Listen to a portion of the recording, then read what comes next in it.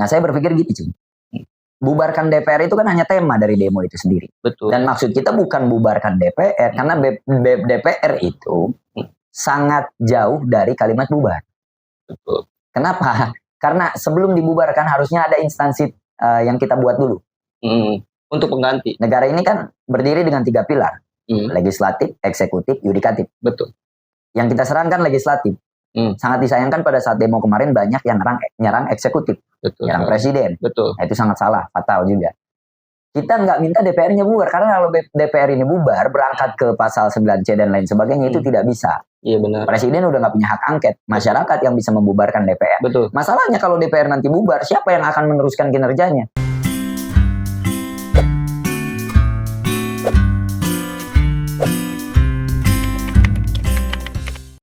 Assalamualaikum warahmatullahi wabarakatuh. Waalaikumsalam warahmatullahi wabarakatuh. Ya, kebetulan kali ini di Maru Channel ini dalam acara Ruang Cerita kita kedatangan Akang Anom. Assalamualaikum, Kang. Waalaikumsalam warahmatullahi wabarakatuh. Gimana kabar, sehat, Kang? Alhamdulillah sehat. Ternyata aslinya ganteng. Ganteng tapi kecil ya. Soalnya biasanya saya kan menyaksikan Kang Anom nih di YouTube-nya Kang Anom. YouTube di TikTok-nya. Ya, luar biasa sekali. Jiwa muda tapi penuh dengan emosional yang begitu membara kalau udah menyampaikan sesuatu nih, Kang. Pokoknya saya ngikutin terus, Kang. Tangerang kan lahirnya. Tangerang itu gennya bukan Kalsar. Apa tuh? Rebel. Kenapa jadi bisa rebel? Kita itu kalau ada chaos atau apapun maju paling depan nih Tangerang. Wajar.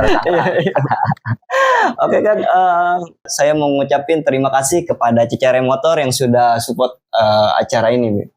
Cicere Motor. Luar biasa sekali. Semoga usahanya diberikan keberkahan. Amin. Mungkin bisa kita sebelum mulai mungkin kita silakan ngopi dulu, Kang. Luar biasa. Tapi kita banyak terima kasih Kang Akang udah nyempatin waktunya di benar-benar waktu yang sangat sibuk. Bahkan kita bulan kemarin ya udah sempat minta kabarin ke Habib kan. Belum bisa katanya gitu kan. Tapi gini Kang, mungkin banyak orang yang belum mengetahui nama Akang Anom yang asli. Banyak. Ya kan? Tahunya di media sosial bahkan di TikTok-nya itu cuma Akang Anom. Iya. Mungkin Akang Anom bisa kasih ke Maru Channel ini teman-teman untuk memperkenalkan diri Akang Anom sebenarnya nama aslinya siapa sih Kang? Jadi khusus hanya di Maru Channel ini teman-teman saya ngasih tahu nama asli saya. Benar. Dan sebenarnya kalau kita lagi diundang acara di Bang Amar untuk tablik akbar, maulid dan lain sebagainya itu kan selalu ada nama di situ. Betul. Tapi itu bukan nama asli. Nama panggung. Itu juga bukan nama panggung karena nama panggung kan Akang Anom. Fajar itu nama asli, cuman mengutip dari banyaknya nama asli. Nama asli saya itu panjang. Panjang nama asli. Berarti bukan Fajar doang. Bukan. Siapa tuh, Kang? Nah, sekarang kita berangkat dulu dari Akang Anom itu sendiri. Oke, siap. Akang Anom. Kenapa saya memutuskan menggunakan nama lakob Akang Anom? Betul. Nah, ini menarik. Betul. Dari tahun 2017, saya udah sadar bahwa ketika ada seorang santri yang terjun di sosial media, entah itu dakwah atau jualan dan lain sebagainya, yang kontennya isinya Q&A, tanya jawab, atau sharing. Pasti mereka disebut dengan kalimat ustadz. Betul sekali. Ya kan? Betul. Nah, kalimat candaannya begini. Saya itu nggak mau dipanggil ustadz. Karena kalau ustadz, kalau tahlilan berkatnya 1. Oh iya betul. Benar. Kalimat seriusnya, ustadz itu sebenarnya kalimat yang sangat luar biasa. Betul. Di kita ini orang yang bisa tahlil aja dipanggil ustadz. Betul sekali. Kalau masuk ke Timur Tengah udah ustadz itu udah masyaikh tuh yang hafal 12 pan dalam ilmu agama tuh udah luar biasa. Kealimannya, keilmuannya tuh baru disebut ustadz. Betul. Saya nggak mau nih dipanggil ustadz. Berat. Karena saya orang Sunda, jadi apa ya? Kalau AA kan kayaknya monoton. Betul. Akang lah ya. Akang lebih agak garang. Kalau AA agak sedikit lemes. Betul. Jadi Akang. Nah cuman kalau Akang aja kan kita nggak ada identik dengan satu hal lainnya. Betul. Karena umum Akang itu kan. Karena umum. Saya tambahlah Anom di belakangnya. Anom itu, saya ngambil tafaulan, lit tabaruk kepada seorang ulama kondang asal Tasik. Beliau mursyid Thariqah Qadiriyah wan Naqsabandi yang Masya Allah insan kamil mukamil namanya Syekh Ahmad Sohibul Wafa Tajul Arifin Aimatil Mustahidin atau Abah Anom. Pernah dengar Abah? Benar. Dari Tasik ya? Betul. Saya ambil namanya jadi Akang Anom. Justru yang saya belum tahu pada waktu itu Akang Anom itu ya Abah Anom. Iya, banyak yang nyangka kayak gitu. Bukan ini bukan Abah Anom. Ini mah waktu dulu saya pernah ikut kajiannya. Oh, pernah Bang Amar pernah ikut. Saya pernah ikut diajak sama Habib Iki. Pada waktu itu dia foto, "Cing, di mana?" Lagi sorokan Ami ya, kata saya. Kan. Udah kesini Cing, di rumah Habib Ali. Oh iya, tahun 2019-an ya? Iya, di kamar saya. Pas datang terakhir saya masuk ke kamar kan. Oh iya. Kamar saking lumayan banyak sampai memadati rumah Habib Ali pada waktu itu. Nah, saya ke kamar. Sama Habib Ridho Ali Idrus. Betul. Kalimantan, betul. Baru saya ngeh, oh ini pernah. Saya pernah ikut kajiannya. Pernah foto bareng di rumah Habib juga. Iya. Luar biasa. Masya Allah, ketemu lagi di sini. Alhamdulillah. Tidak ada satupun pertemuan yang tidak direncanakan. Betul. Pernah nggak, Cing? Cing Amar lagi duduk di satu tempat. Tiba-tiba ketemu sama orang, ngobrol. Baru ketemu pada saat itu. Tapi kayak ngerasa kayak kenal lama gitu. Betul. Kayak gue pernah kenal lama nih sama orang gitu sebelumnya. Nah itu karena ruh kita sebelum lahir ke dunia itu dulu berteman. Seperti itu. Jadi cuman lahirnya ntar duluan siapa nih? Duluan Cing apa duluan saya gitu? Nah kalau saya kan 93 nih. Kalau kan wah saya masih muda Cing. Apa dimudah-mudahin nih? Masih muda, serius. Masih muda. Saya lahir di 2001. 2001. Baru di sini saya ngobrol. Oh, luar biasa. Saya lahir 2001 teman-teman. Di baru channel nih, alhamdulillah mancingnya bisa aja. Nah, makanya saya gunakan alam lakop, nama lakop saya Akang Anom. Ditambah 313 di ujung. 313 itu untuk tanda bahwa kita semangat dalam perjuangan apapun. Karena 313 itu adalah jumlah pasukan Raja Abraham waktu saat ingin menghancurkan Mekah. Yang Allah halangi jumlahnya itu gajahnya 313. Dan jumlah Rasul menurut kaul Mu'tamad itu 313 juga. Dan jumlah pasukan Ahlul Badar itu 313 juga. Luar biasa. Cuman sangat disayangkan kadang-kadang ada orang ya dulu ya. Dia ini pecandu judi. Ya, terus dia ngefans sama saya. Dia pakai 313 ditambah 0 ujungnya pasang togel. Enggak ada yang begitu tuh, ya Allah ya Karim. Tapi tembus. Enggak. Saking fanatik ya. Nah itu. Kemudian nama saya asli Cing. Iya. Itu yang ditunggu-tunggu. Asli lahir saya nama dikasih orang tua ya teman-teman. Muhammad Putra Maulana Fajar Shah. Muhammad Putra Maulana Fajar Shah. Itu nama asli. Cuman kemudian diganti di panggung-panggung jadi Fajar Ali Atibrizi. Ali Atibrizi itu salah satu gurunya Syekh Abdul Qadir Al-Jilani. Gitu. Tapi nama saya Fajar. Iya. Nah, Cing kalau nanya nama saya di mana dulu? Kalau di Garut saya beda, di Lampung saya beda. Bisa begitu. Panggilan pondok ya? Oke, panggilan pondok berarti punya panggilan khusus ya? Khusus. Kalau di Lampung saya dipanggil karena ada Maulananya kan, jadi Maul. Kemudian kalau di Garut pun sama Fajri. Masuk ke Tangerang baru Fajar. Kang Anom. Luar biasa sekali Kang. Kan mungkin bisa kita sedikit agak membahas tentang alasan Kang Anom nih bisa ikut serta turun ke jalan pada waktu demo yang lalu gitu. Saya lihat Kang Anom di media sosial itu begitu membara pada waktu itu. Alasan Akang itu apa? Demo yang mana nih sih? Yang demo yang kemarin sempat DPR kemarin itu, yang sama Kata Baba. Oh, sama Kata Baba. Ya, Kata Baba tuh. Beliau juga aktivis yang luar biasa. Iya. Muhibbin ulama. Luar biasa. Berangkat gini, Cing. Kita dapat kabar di tanggal 20 Agustus, karena demo tanggal 25. Bahwa akan dilaksanakan demo akbar dengan tema bubarkan DPR. Betul. Banyak orang yang salah paham. Sehingga dari kesalahpahaman itu masuklah ambigu ke anak-anak STM. Dari Tangerang banyak yang turun nih, betul, menjadi korban dan lain sebagainya. Saya berpikir pada waktu itu kalau saya nggak turun, ini kita nggak bisa meminimalisir keributan yang terjadi dari teman-teman STM. Walaupun ternyata saya turun pun saya jadi korban juga. Betul. Jadi setidaknya Akang turun itu bisa meredah. Harusnya begitu kan? Betul. Itu kan di tanggal 25. Ternyata chaosnya kan tanggal 27 dan tanggal 28. Betul. Itu lebih parah.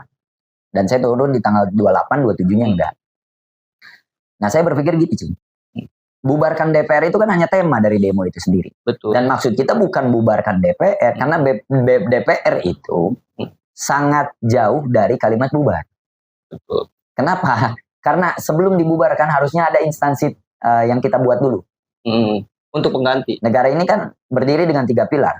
Legislatif, eksekutif, yudikatif. Betul. Yang kita serahkan legislatif. Sangat disayangkan pada saat demo kemarin banyak yang nyerang eksekutif, nyerang presiden. Nah, itu sangat salah, fatal juga. Kita nggak minta DPR-nya bubar, karena kalau DPR ini bubar, berangkat ke pasal 9C dan lain sebagainya, itu tidak bisa. Iya benar. Presiden udah nggak punya hak angket, masyarakat yang bisa membubarkan DPR. Betul. Masalahnya kalau DPR nanti bubar, siapa yang akan meneruskan kinerjanya? Nah itu kita harus buat lembaga baru untuk meneruskan kinerja yang dilakukan DPR. Betul. Jadi poin intinya kita bukan ingin DPR bubar, tapi diralat, Cing. Betul. Siapa yang ada di dalam DPR itu, mereka yang kerja adalah mereka yang punya kualitas kuantitas untuk memimpin negara. Harusnya kan begitu. Betul. Sesuai tupoksinya ya sebenarnya. Betul. Apalagi di bidang keahliannya masing-masing seharusnya. Apalagi kan kita lihat kan banyak dari anggota-anggota DPR itu yang dilihat tidak sesuai dengan keahliannya. Betul. Cukup punya duit, nyalon, berhasil. Nah, akhirnya membuat negeri ini menjadi lambah rusak. Chaos. Kenapa chaos? Nah gitu. Nah itu. Nah berangkat dari sana, saya berpikir ini adalah suara kami para santri untuk ikut bersuara terhadap keadaan negara. Bagaimana saat kita lihat kemarin menteri sebelum diganti menteri keuangan, pajak naik dan lain sebagainya. Puncak bermula di demo tanggal 25 itu kan asalnya dari sana, dari Jawa kan. Kita sama-sama tahu ada banyak aktivis yang berjuang di sana untuk menuntut ke gubernurnya. Betul. Kita pengen hidup di negara yang sehat. Benar sekali. Saya mengutip kalimat dari seorang aktivis dan juga Bapak Indonesia juga ya, Tan Malaka. Oke. Tan Malaka itu pernah bilang, selama masyarakat masih percaya dan meyakini bahwa pemimpin itu adalah tuan, bukan pelayan, maka selama itu penindasan akan terus ada. Benar sekali. Masalahnya, banyak di antara masyarakat umum ya, yang awam khususnya, mereka nggak sadar bahwa yang di atas itu justru pelayan kita, bukan kita pelayan mereka. Aslinya harusnya seperti itu. Negara kita memberikan kebebasan berpendapat bagi siapapun pemuda yang kritis. Dan pemuda yang kritis terhadap negaranya, terhadap dirinya itu sangat dibutuhkan di hari ini. Benar sekali. Melihat banyaknya perkembangan zaman di sosial media yang bisa menghancurkan akhlak, moralitas, dan lain sebagainya dari anak-anak muda itu, Cing. Luar biasa sekali. Tujuan yang mulia insya Allah menjadi nilai pahala dan kebaikan buat Akang. Amin. Jadi kesininya tuh juga sudah mulai agak sedikit mulai ada pergerakan nih, Kang. Ya. Terkait isu penolakan PIK 2, Kang. Di Tugu Mauk nanti kalau nggak salah di tanggal 10 November. 10 November. Pandangan Akang Anum ini seperti apa?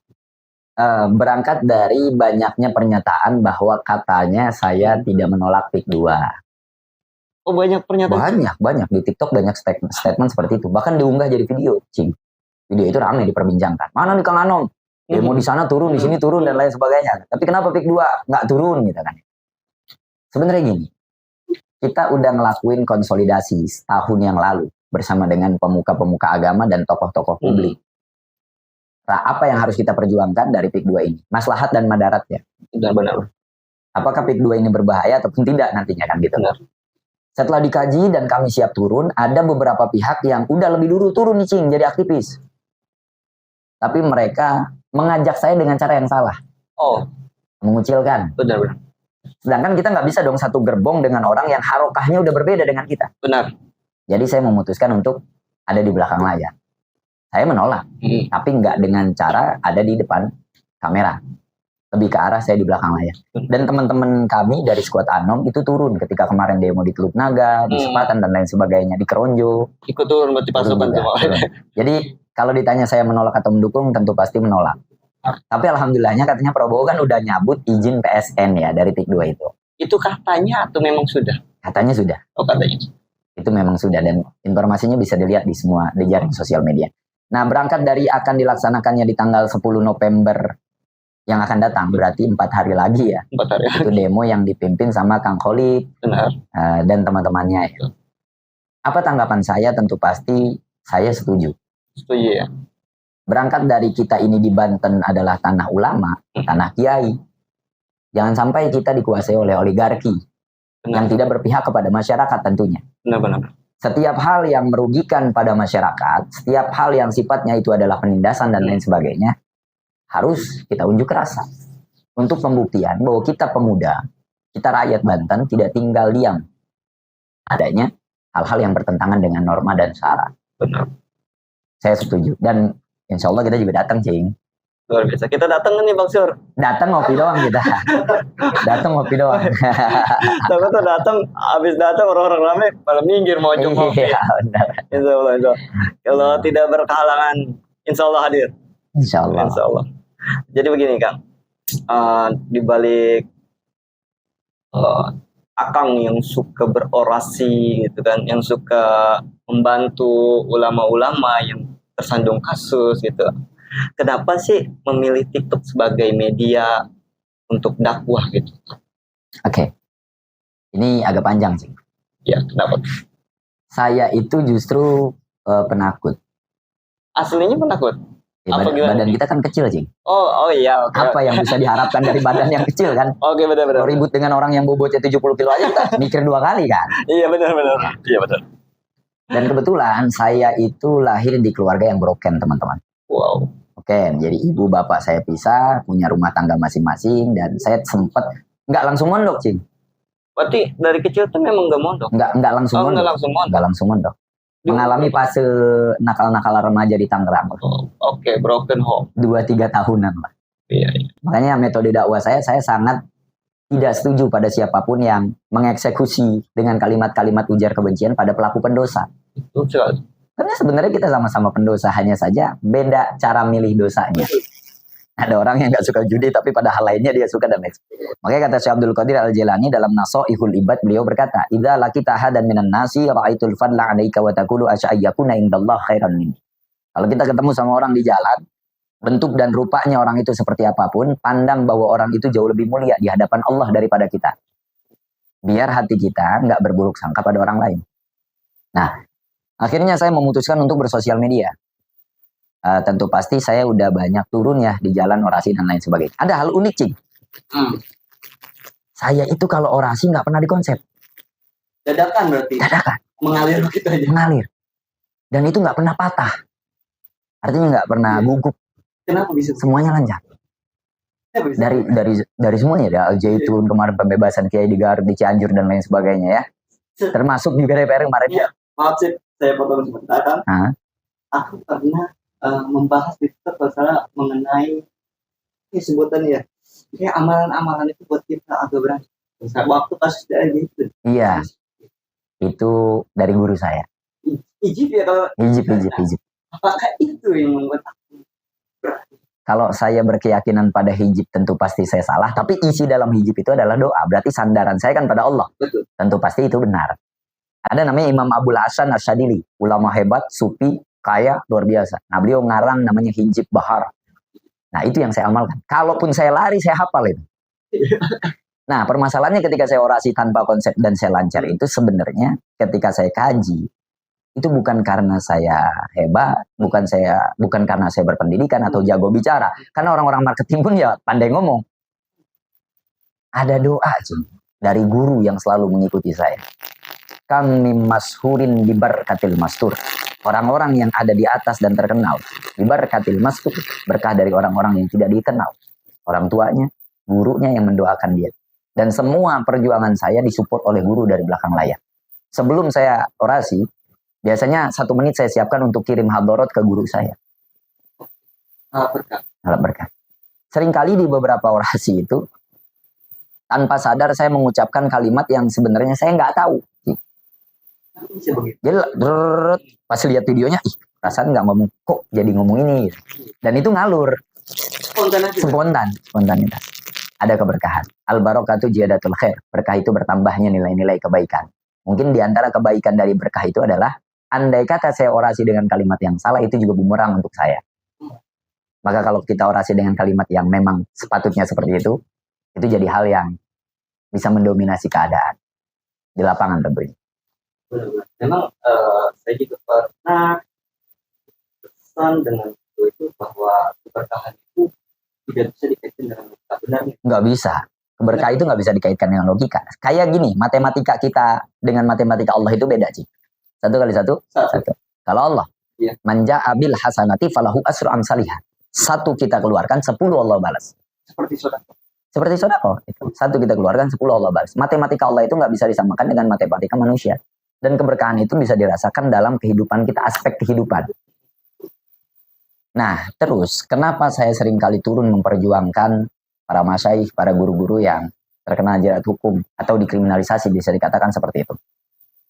Saya ini sadar bahwa saya bukan ahli ibadah, bukan ahli tadarru, bukan ahli qanaah, bukan ahli ilmu. Kalau bukan karena dengan menjaga para ulama yang memang memegang teguh Al-Quran dan Sunnah, mengamalkan itu pada masyarakat, siapa yang mengajarkan kita kenal Allah? Laulal murabbi ma'araftu rabbi. Kalau bukan karena guru kita, nih kita nggak kenal siapa Tuhan kita. Ada kalimat yang selalu saya ingat dimanapun dan kapanpun saat kami berjuang. Kalimatnya dari Che Guevara. Che Guevara itu salah satu aktivis Kuba. Beliau itu dokter. Kalau di kita ya Munir, Wiji Tukul gitu kan ya. Dokter yang kemudian masuk jadi tim medis lah di Kuba. Melihat adanya penindasan di Kuba, memutuskan untuk melakukan revolusi bersama dengan teman-teman Kuba dan lain sebagainya. Itu berarti lebih dulu Tan Malaka hidupnya dari Che Guevara. Lebih dulu Tan Malaka. Beliau pernah bilang, ketika kita bergetar saat melihat penindasan, itu artinya kita saudara. Dan bergetar saat melihat penindasan itu tidak butuh melihat pada keyakinan. Apapun agama Anda, mau Hindu, Buddha, Konghucu, Kristen, dan lain sebagainya. Karena tidak ada agama yang mengajarkan kita untuk diam saat melihat penindasan. Benar sekali. Kalau semua hal hanya bisa dilakukan dan diselesaikan dengan doa, nggak mungkin ada perang Badar, Uhud, Khandaq, dan lain sebagainya. Harus ada syariat. Harus ada ikhtiar. Tapi Islam punya aturan. Kalau kita tarik dalam kitab fikih, aturannya ketika kita perang melawan Yahudi atau Nasrani dan lain sebagainya, nggak boleh membunuh anak kecil, nggak boleh ibu-ibu, wanita hamil, lansia, tumbuh-tumbuhan, bangunan, dan lain sebagainya. Kita punya aturan sebenarnya. Targetnya benar-benar pasukan juga. Benar-benar yang melawan. Jadi targetnya ke orang Betawi itu, lu jual gue beli gitu. Jadi gini kan, tadi sudah kita cerita banyak tentang terkait profil dan bahas bagaimana pada waktu itu saat demo. Iya. Sekarang kan pasti ada suka duka balik suka dukanya itu seperti apa dan bagaimana. Saya itu mondok di beberapa tempat ya, di Ansarul Huda Garut. Di Garut ada satu daerah namanya Cikajang, Babakan Cibeduk Cikajang. Itu cabang dari Miftahul Huda. Ini nama-nama yang saya disebutkan, tidak semuanya ya. Di Darul Bahja, Lebok, Bujung Kamal, Tangerang, Banten. Kemudian di Lampung, di Al-Fatah, Masgar.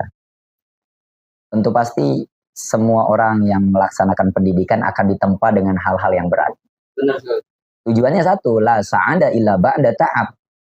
Ya, ini artinya tidak akan mendapatkan kebahagiaan bagi siapapun yang tidak lebih dulu melalui jalan penderitaan. Siapapun yang memutuskan untuk menjadi lebih baik, dia akan merasakan luka, pahit, kehilangan, dilema, dan lain sebagainya.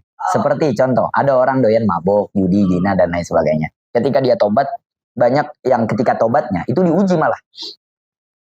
Diuji. Biasa. Memang udah menjadi hukum alam seperti itu. Ketika orang bertobat tuh, selalu diterpa dengan ujian dulu. Ya. Kata Nabi. Nabi menjawab, idza kasurat dzunubul abdi. Kalau kita lagi banyak dosanya nih, otomatis kan semua maksiat yang kita lakukan dulu itu adalah dosa. Betul. Iya kan? Malam yakul lahu minal amal. Tapi kita nggak punya amal nih, Cing. Iya. Untuk apa amal itu? Liyukaffiroha, menjadi kifarat. Karena ada nih amalan yang bisa ngapus dosa. Contoh malam ini kita sholat, besok maksiat. Amalan malam dipakai buat nutupin si dosa ini. Ibtalahullahu bil huzni. Allah kasih kita rasa sedih. Kesedihan itu dimulai pada saat kita hijrah biasanya. Benar. Galau, dilema, diacuhkan, dibenci, dan lain sebagainya. Untuk apa semua itu? Liyukaffiroha, menjadi kifarat bagi dosa-dosa kita. Cuman kadang-kadang perasaan kita sama Allah nih berlebihan. Menganggap bahwa hal yang menyakitkan itu terjadi oleh karena sebab tidak ada rahmat Allah di dalamnya. Padahal semua yang terjadi ini adalah bagian dari rahmat Allah. Saya mengutip satu kalimat dari Uajengan Khaira Afandi Tasikmalaya. Beliau pernah mengatakan, ubarna diri, aya dina diri. Obatnya diri sendiri ada di dalam diri kita sendiri. Dan kita kembalikan kalimat itu, Cing. Berarti kesalahan yang dimulai oleh diri sendiri, kebenarannya ada pada diri sendiri. Kesembuhannya ada pada diri sendiri. Bagaimana cara kita menerima semua hal yang sudah ditetapkan oleh Allah. Saya dulu pernah marah kenapa saya dilahirkan sebagai anak yang broken. Coba kalau gue lahir dari anak kiai misalnya gitu kan. Coba kalau gue lahir dari orang kaya atau nasab bagus dan lain sebagainya. Tapi ternyata kalimat itu salah. Itu cara Allah mendewasakan kita. Itu cara Allah membedakan kita. Kalau bisa beda kenapa harus sama? Betul. Dan ketika seperti ini ada di titik ini, banyak hal yang udah saya laluin. Saya waktu di pondok, Cing, makan susah. Ngerokok tuh untungan guru. Makan tuh kita kadang punya beras cuma 1 kepel, kita kumpulin, dimasak jadi bubur, dimakan bareng-bareng.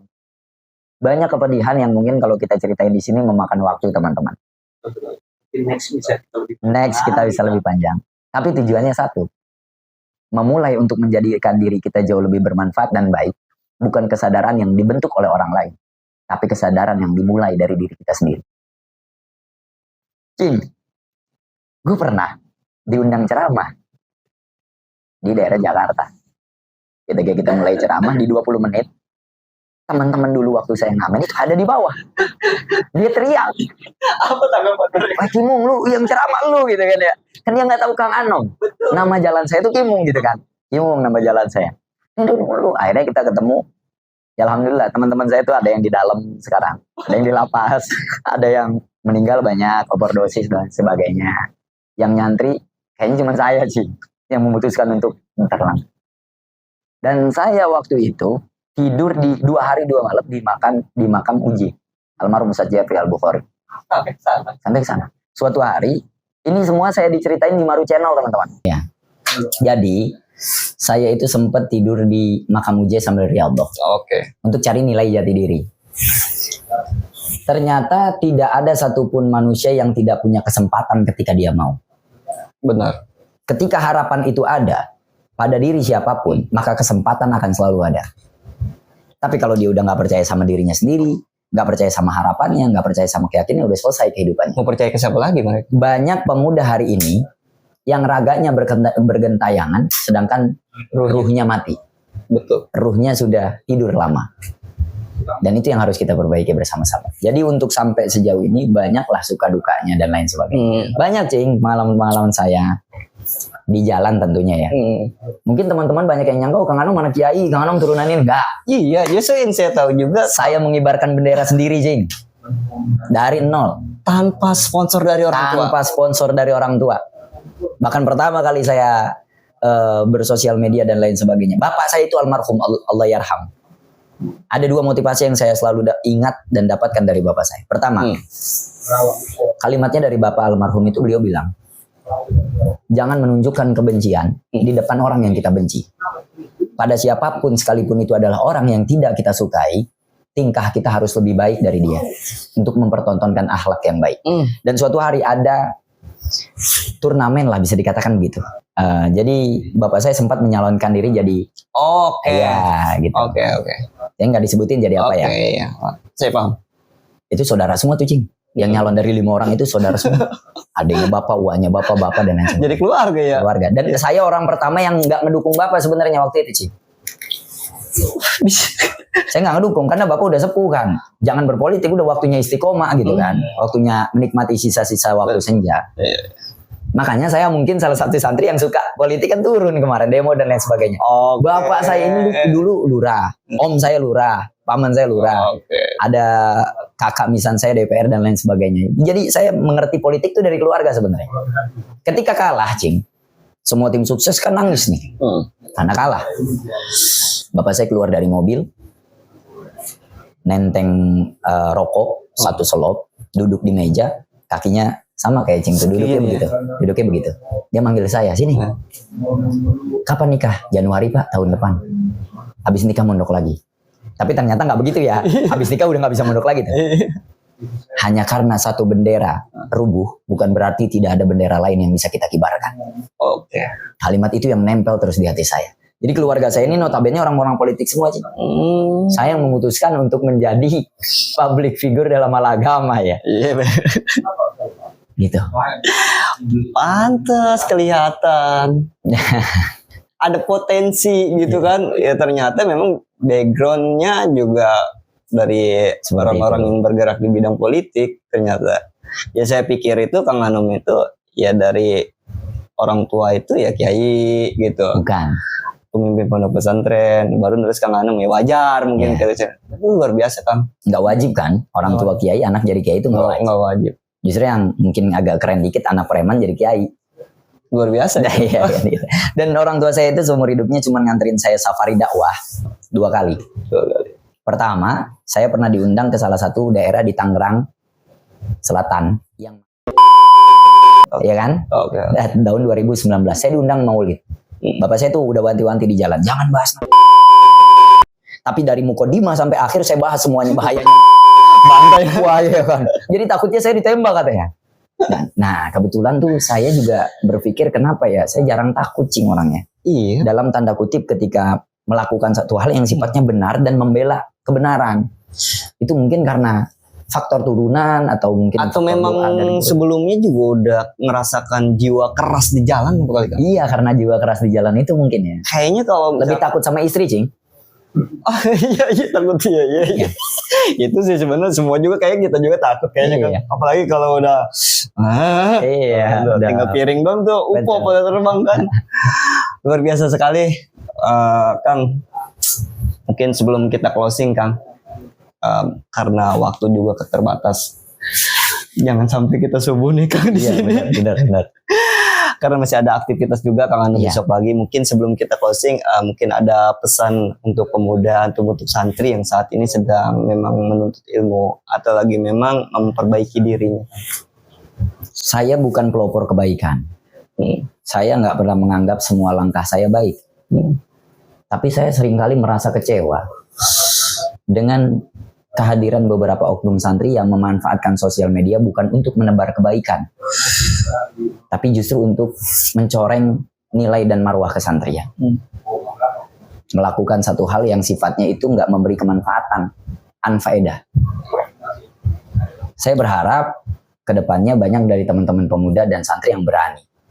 Berani untuk unjuk gigi, berani untuk tampil dimanapun. Benar. Karena nggak ada yang mencintai diri kita kecuali diri kita sendiri. Betul. Nggak ada yang bisa merubah kita di luar dari qada qadar Allah kecuali kita sendiri. Setelah kita ikhtiar, kembalikan semua pada Allah. Sawabikul himam, sebesar-besarnya harapan, la tahrikul aswarul akdar. Itu tidak akan pernah bisa menembus dinding roda putaran takdir Allah. Seburuk-buruknya kita hari ini, kita punya kesempatan di masa yang akan datang. Setidak baiknya kita sekarang, kita punya poin untuk menjadi lebih baik. Ketika kita punya harapan. Dan harapan itu harus jauh lebih kuat di dalam hati kepada Allah tentunya. Karena kita punya sandaran, yakni Allah. Cing, kalau kita punya masalah sama orang, orang jarang mau nerima kita. Tapi kalau kita seringkali melakukan salah sama Allah, berulang kali Allah nerima kita. Wala ta'i'asu mir rahmatillah, jangan putus asa dari rahmat Allah, itu kan kalimat Allah. Betul sekali. Mengajak untuk kita kembali. Sedalam apapun kita jatuhnya. Dan bagi seorang pemuda, la yutrakul haq li ajlil batil. Jangan meninggalkan perkara yang hak hanya karena berada di tengah-tengah yang batil. Di zaman yang dimana zaman ini serba banyak haram yang dijadikan halal, yang haram tetap haramkan, yang halal tetap halalkan, walaupun kita adalah pelakunya sendiri. Benar. Tetap kokoh pada akidah, kita jaga kedaulatan ulama, NKRI bersama-sama, jadi pemuda yang kritis terhadap negara agar kita jauh lebih baik. Luar biasa sekali. Pesan ini sangat mendalam buat diri saya sendiri. Karena memang saya terlahir bukan dari kalangan santri, tapi insya Allah dengan pesan atau yang udah disampaikan dari Kang Anom membuat terutama untuk diri saya sendiri lebih semangat lagi dalam menuntut ilmu. Itu Kang, terima kasih banyak Kang udah nyempetin waktunya hadir di ruang cerita ini Kang. Next kita bisa mungkin bercerita lagi, ngobrol lagi, panjang lebar lagi.